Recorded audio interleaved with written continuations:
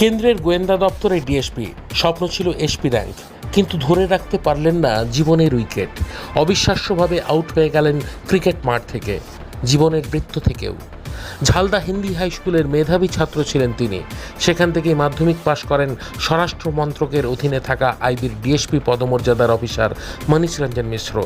হায়দ্রাবাদে কর্মরত ছিলেন। পুরুলিয়ার ঝালদার 5 নম্বর ওয়ার্ডে তার আদি বাড়ি। জঙ্গি হামলায় মনীষ গুলিতে ঝাঁঝরা হওয়ার পর আইবি অফিসারের স্মৃতিতে চোখের জলের বাঁধ ভেঙেছে ছোটবেলার বন্ধুদের।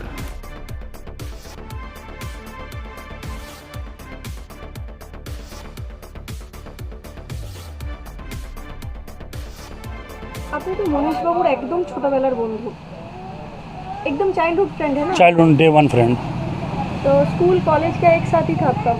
स्कूल एक संग है, कॉलेज अलग अलग था कि वो हाई स्टडी के लिए बाहर चल गया था, मैं यहीं पढ़ा हूँ। तो इंसान कैसा थे? इंसान वैसा इंसान मैंने ज़िंदगी में नहीं देखा है। ऐसा कोई 2 दिन छोड़ के तीसरे दिन हम लोग का बात होना ही है, पर ऐसा कोई सप्ताह नहीं किया है जिस सप्ताह में हम लोग आपस में बातचीत नहीं हुआ है। लास्ट कब बात होता था? लास्ट बात 2 दिन पहले। तो तब कश्मीर में ही थे? नहीं, वो एक्चुअल रास्ते में ट्रैवल में था, मतलब कश्मीर पहुँच के उन लोगों का आज का प्रोग्राम था जम्मू कटरा आने का। तो वहाँ से 16 तारीख को निकले थे? हाँ, 15-16 के आसपास वो निकला था आपका हैदराबाद से। वहाँ से वो गया था बनारस, अयोध्या करते हुए कश्मीर। आज वो कल वो पहलगांव में था, आज उनको कटरा आने का था। अब बाकी फुल फैमिली यहाँ से कटरा जाते हैं, वहाँ से वो लोग संग में ग्रुप टूर वैष्णो देवी का करने का था। तो उनका मतलब लास्ट क्या बात हुआ आपसे? मेरे से तो लास्ट बात नहीं हुआ है, लास्ट बात उनके फैमिली में 2 दिन पहले 2 दिन पहले यही बात हुआ कि हम लोग घूमने निकल रहे हैं, घूम रहे हैं, LTT में हैं, तो हम लोग का जैसे हंसी मजाक होता है बस। कभी सोचे थे वही लास्ट बात होगा? नहीं, कैसे सोच लिए? वो कभी नहीं सोचे। और ये कश्मीर प्लान करने से पहले उन्होंने कुछ बोला कि कहाँ कहाँ घूमेंगे, क्या? हाँ, उन्होंने पूरा मेरे को बताया था कि यहाँ से बनारस जाना है, अयोध्या जाना है, वहाँ से कश्मीर जाएंगे, कश्मीर से हम लोग फुल फैमिली बस अलग। नहीं, वो एवरी ईयर उनका घूमने का आदत है, घूमने का बहुत शौकीन है, तो प्रत्येक साल जाता है। वो कश्मीर टूर्स का पहला टूर था। और इससे पहले वो कहाँ पे जॉब करते थे? ये फिलहाल अभी पोस्टिंग था हैदराबाद में आपका आईबी में, उसके पहले वो था कस्टम ड्यूटी में, उसके पहले उसका फर्स्ट जॉब था IDBI ब्रांच मैनेजर। तो इतना एक ब्राइट स्टूडेंट, इनका इतना ब्राइट करियर, ये जो घटना घटा, क्या बोलेंगे? ये घटना कि हम लोग एक बहुत अच्छा भारत का खूब बढ़िया रत्न खो दिए।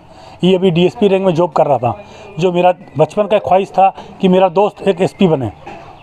बस इसको ख्वाहिश को करते करते ये दोस्त आज DSP बना, लेकिन ये भारत इसको खो दिया, इससे ज़्यादा दुख नहीं मेरे को।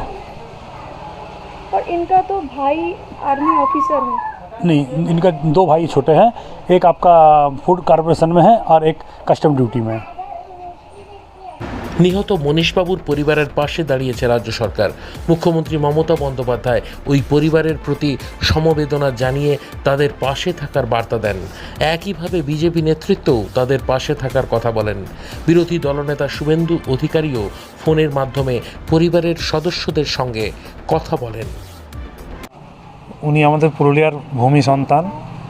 আমাদেরকে বিশেষ করে শুভেন্দু অধিকারী বিরোধী দলনেতা উনি পাঠিয়েছেন যে তার বাড়ির খোঁজ খবর নেওয়ার জন্য, এবং তার বাড়ির ক্লোজ রিলেটিভদের কিছু নাম্বার আমরা কালেক্ট করেছি, সেটা আমরা শুভেন্দু দাকে অলরেডি সেন্ড করে দিয়েছি। উনি যোগাযোগ রাখবেন এনাদের সাথে, এবং এনাদের যা কিছু অসুবিধা আছে, দরকার আছে, পাশে থাকার জন্য উনি নির্দেশ দিয়েছেন।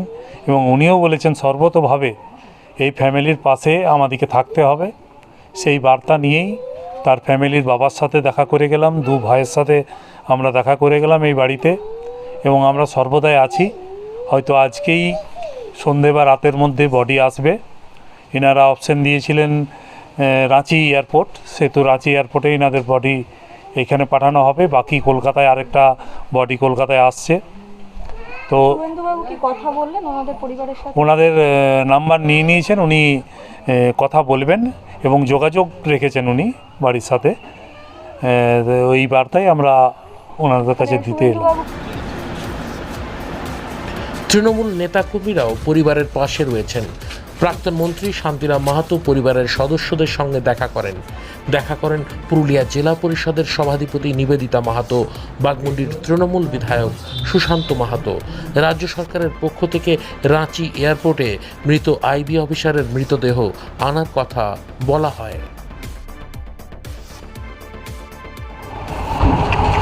ফিরাদ হাকিম সাহেবকে বলেন, ফিরাদ হাকিম সাহেব আমাকে ফোন করেছিল এবং আমি এদের বাড়িতে এসেছি।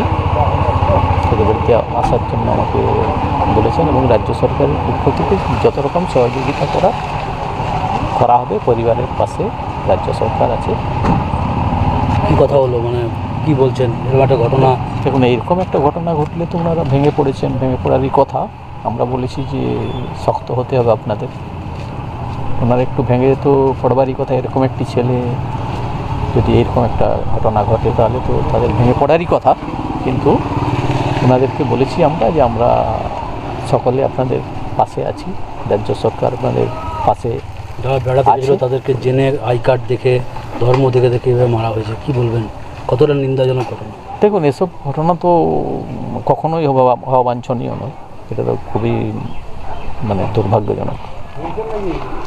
কখন আসবে কথা হয়েছে? মানে রাত্রিবেলা পৌঁছাচ্ছে। রাজ্য সরকারের পক্ষ থেকে সমস্ত রকম অ্যারেঞ্জমেন্ট করা হয়েছে। রাঁচিতে আসবে, তারপর এখানে রাঁচিতে আসবে, রাঁচির থেকে এখানে আসবে। রাজ্য সরকারের পক্ষ থেকে একজন ডিএমডিসি যাবেন, একটি অ্যাম্বুলেন্স যাবে এবং তার সাথে সাথে একজন অফিসার তো যাচ্ছেনই, আরও গাড়ি যাবে এবং এখান থেকে বডি আনার ব্যাপারে সমস্ত রকম রাজ্য সরকার উদ্যোগ নিয়েছে।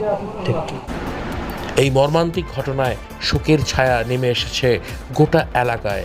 কেউ যেন মেনে নিতে পারছেন না এই পরিণতি। ঝালদা থেকে নিজস্ব প্রতিনিধির রিপোর্ট, পুরুলিয়া মিরর।